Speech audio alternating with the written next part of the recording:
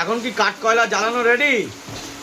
অনেক কষ্টের পরে মানে ফার্স্ট টাইম জ্বালালাম তো, দেখো সাকসেস হয়েছে। এবারে এর উপরে একটু দিয়ে দেবো, নইলে একটু দেখে লাগছে। তা দিয়ে দাও, আমরা দেখি। তো এখন কিন্তু উর্মিলা বানাচ্ছে চিকেন কাবাব। তো সন্ধ্যা চিকেন শিক কাবাব। শিক কাবাব। ও দেখো এখন কিন্তু এক এক করে শিক কাবাবগুলো কয়লার উপরে কিন্তু বসে যাবে। এটা কি ডালডা? এটা কি এটা? এটা বাটার। দেখো বাটার কিন্তু ব্রাশ করে নেওয়া হচ্ছে।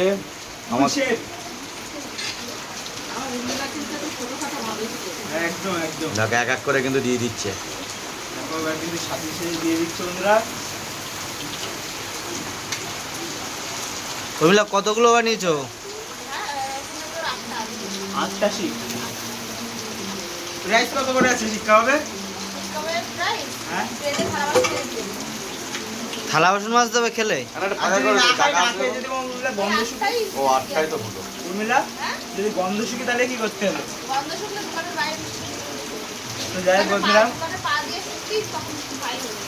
ফাইন। যাই হোক দোকানের বাইরে চলে গিয়ে শুকবো, আগে দেখে নিই শিক কাবাব কি করে বানাই উর্মিলা। কিছু হবে না, ছাড় না, ছাড়, কিছু হবে না। ও উর্মিলা আজকে কি ফার্স্ট টাইম নাকি আগে বানিয়েছো? মানে কাঠ কয়লে ফার্স্ট এটা কি গ্যাস ছিল?